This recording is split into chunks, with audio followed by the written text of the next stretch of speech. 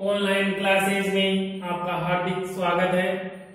आज हम कक्षा 12 के अंतर्गत पढ़ने जा रहे हैं अलंकार।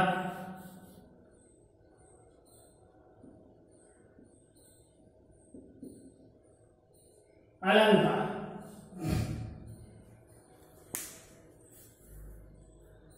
अलंकार की परिभाषा हमने पढ़ी थी। अलंकार की सामान्य विषय वस्तु के बारे में हम अवगत हो चुके थे। आज हम अलंकार का वर्गीकरण पढ़ेंगे। अलंकार वर्गीकरण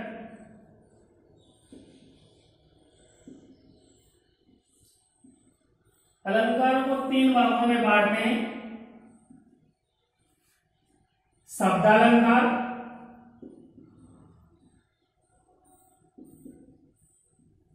अर्थालंकार एवं उभयालंकार।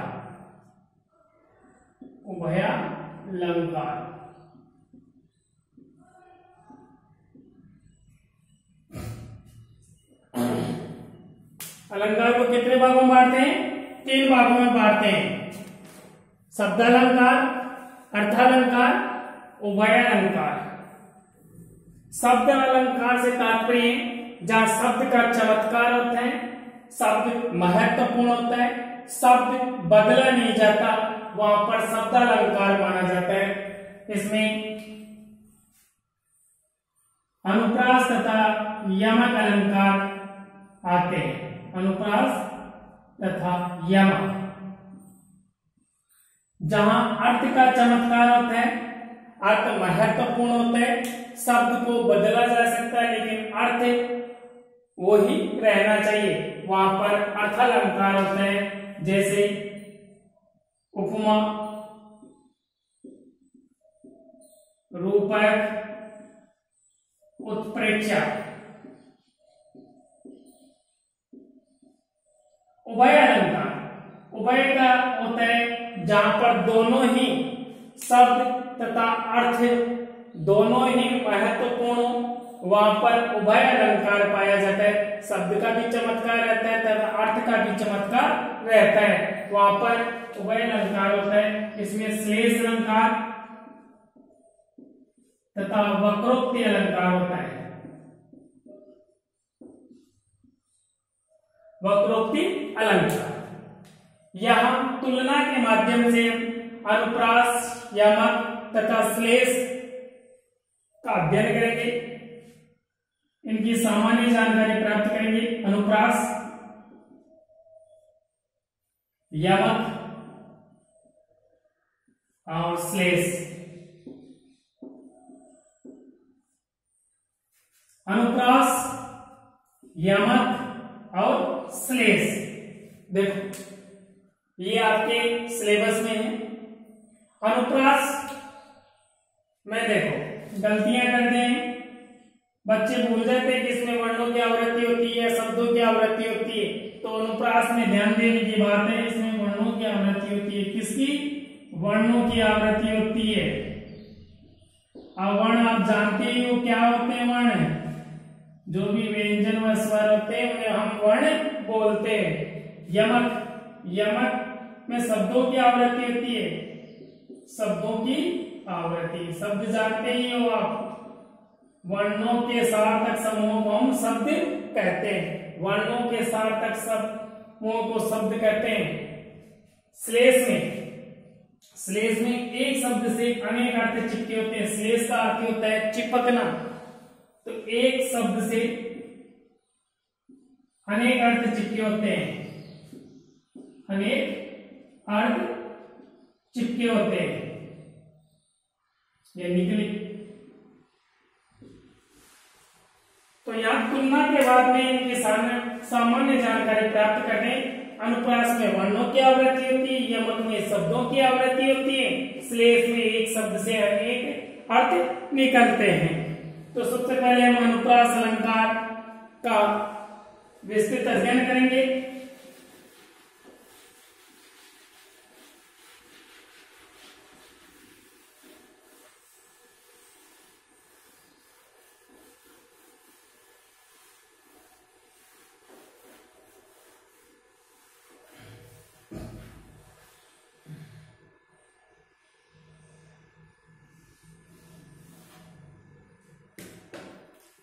अनुप्रास अलंकार।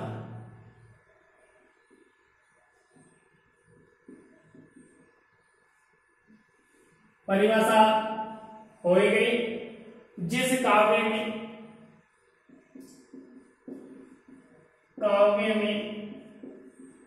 वर्णों की आवृत्ति हो, वर्णों की आवृत्ति हो, वहां वर्णों की आवृत्ति हो तो वहां अनुप्रास अलंकार होता है। अनुप्रास अलंकार होता है।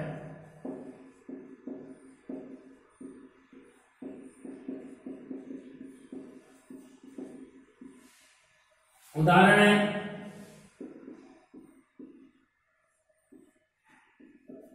तरणी, तनुजा, तट, तमाल, तरोवर, बहुछाई।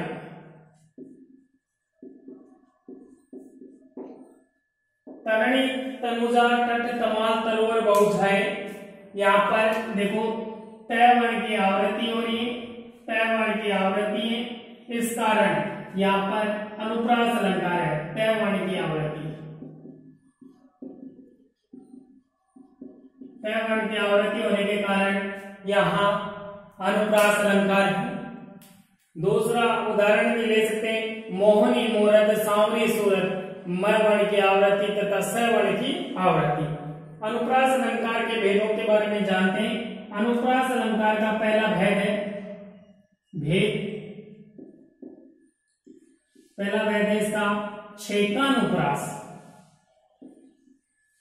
छेकानुप्रास, छेकानुप्रास का अर्थ है जहां वर्ण की आवृत्ति एक बार हो, अर्थात कोई भी वर्ण दो बार आ जाए। जिस काव्य में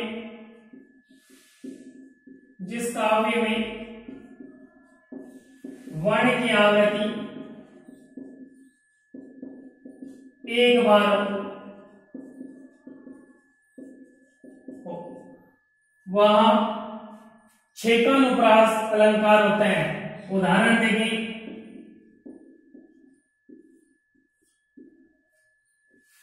कानन, कुसुम, भयंकर, भारी। कानन, कुसुम, भयंकर, भारी। तो यहां पर क वर्ण की आवृत्ति हो रही, कानन, कुसुम, या कानन कठिन भी कह सकते हो आप, भयंकर, भारी। या ये भी उदाहरण ले सकते हो, मोहनी मूरत, सांवरी सूरत।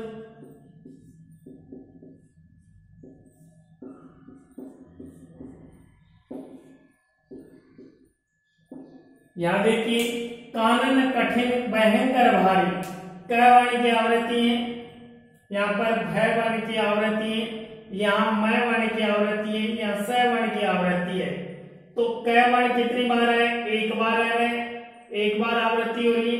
यहाँ भय वर्ण की आवृत्ति भी एक बार हो रही है, यहाँ म वर्ण की आवृत्ति भी एक बार हो रही है, स वर्ण की आवृत्ति भी एक बार हो रही है। अर्थात कोई भी वर्ण दो बार है, कितनी बार? दो बार आए तो वहां छेकानुप्रास अलंकार होता है।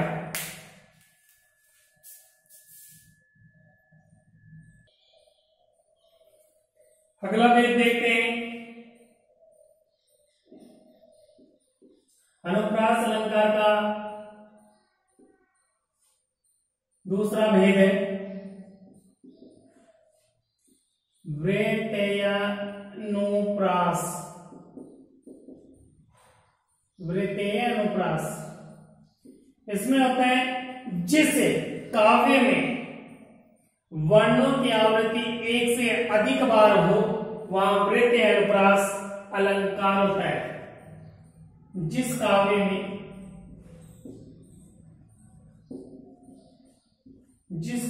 में वर्ण की आवृत्ति या वर्णों की आवृत्ति, वर्णों की आवृत्ति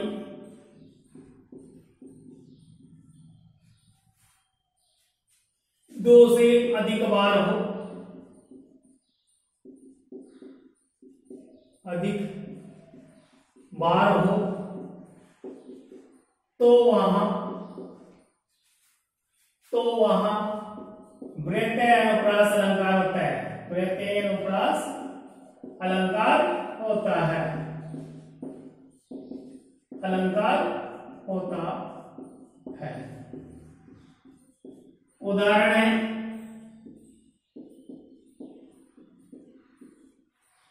वीरति,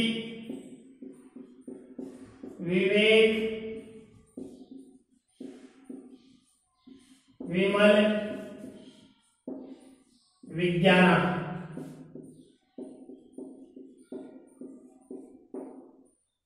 यहां पे देखिए एक काव्य वीरति, विवेक, विमल, विज्ञान, यहाँ पर वह वर्ण की आवृत्ति हो रही है और दो से अधिक बार है, दो से अधिक बार आवृत्ति हो रही है वह वर्ण की आवृत्ति। इस कारण यहाँ पर वृत्तीय अनुप्रास अलंकार होगा। तीसरा है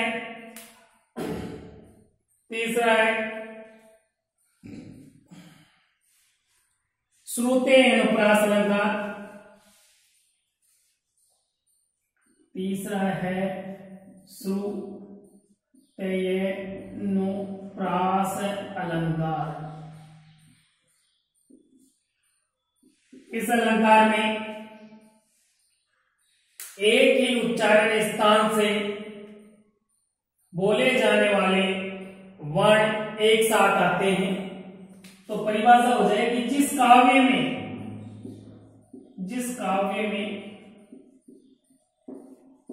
एक ही उच्चारण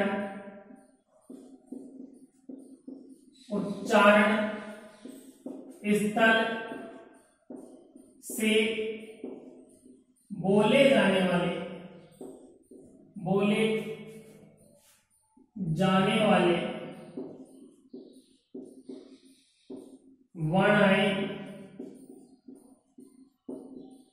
वर्ण आए तो वहां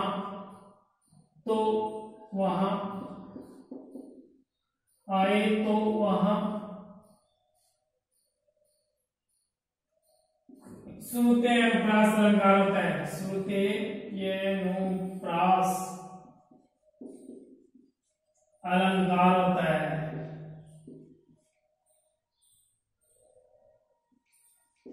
अलंकार होता है।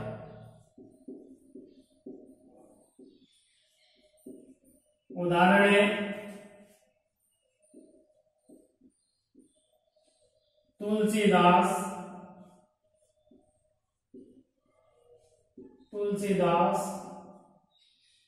सिद्धत, निस दिन तुमरी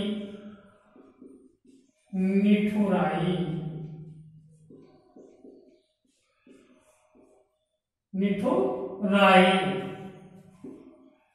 यहां देखते हैं, पहले उच्चारण स्थल के बारे में जान लेते हैं। आपने पढ़ा भी होगा मेरे प्यारे बच्चों, आप जानते भी हैं, लेकिन फिर मैं आपको एक बार रिपीट कर रहा हूं।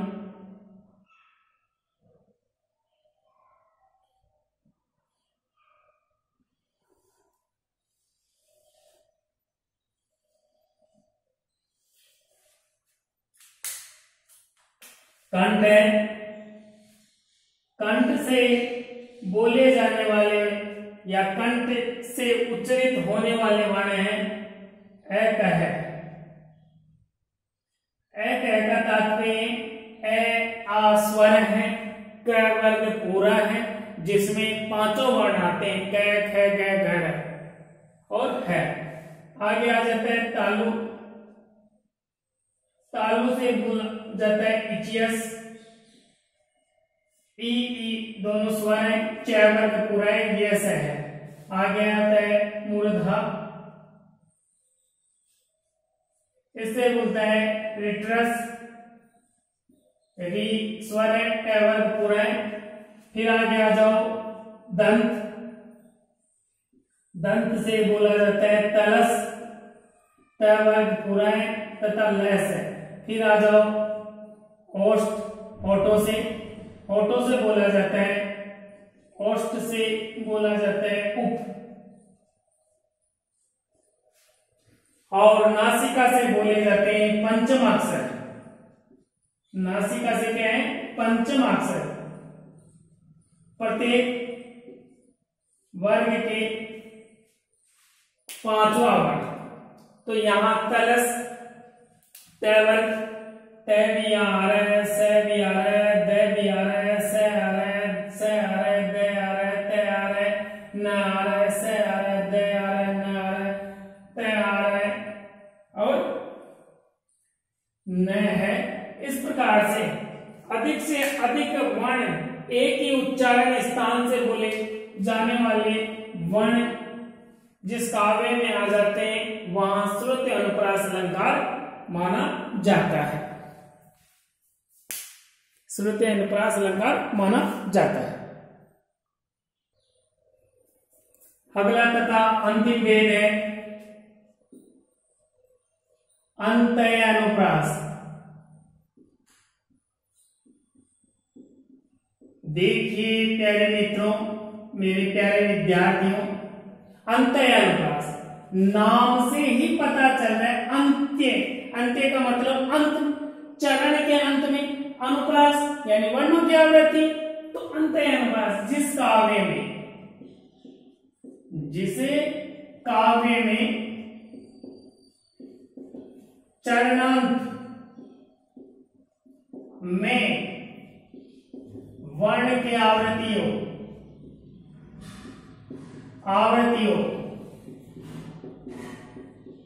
तो वहां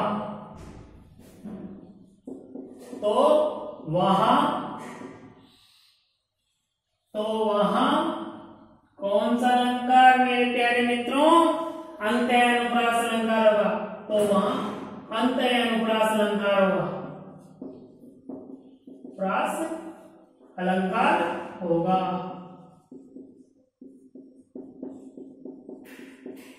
उदाहरण है, आप सब गुनगुनाते भी हो, सुबह सुबह पाठ भी करते हो, जय हनुमान ज्ञान गुण सागर, जय हनुमान ज्ञान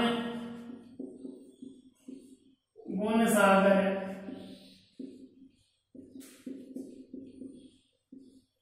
जय कपिस तिहुलोक उजागर, कपिस तिहु लोक उजागर। मेरे प्यारे विद्यार्थियों, आप इस काव्य के चरणांत में देखिए, चरण के अंत में र वर्ण की आवृत्ति है, इस कारण यहां अंत अनुप्रास अलंकार होता है। लगभग जहां तुकबंदी होती है, जहां अंतिम ध्वनि, अंतिम स्वर जहां समान होता है, वहां अंत्य अनुप्रास अलंकार होता है। हर काव्य में लगभग अंत्य अनुप्रास अलंकार होता है। तो परीक्षा में जैसे काव्य में हम विशेष लिखते हैं, जब 100% व्याख्या करते हैं और 100% व्याख्या करने के बाद में अंत में विशेष में हम लिखते हैं, तो एक अलंकार तो हमेशा होता है, वो होता है अनुप्रास अलंकार, क्योंकि अनुप्रास अलंकार का ही भेद अंत्य अनुप्रास है। इस कारण अंत में जो ध्वनि है वो तो समान लगभग होती है, इस कारण अनुप्रास अलंकार तो हर काव्य में हो ही जाता है। आज के लिए इतना ही, यह अनुप्रास अलंकार समाप्त होता है। धन्यवाद।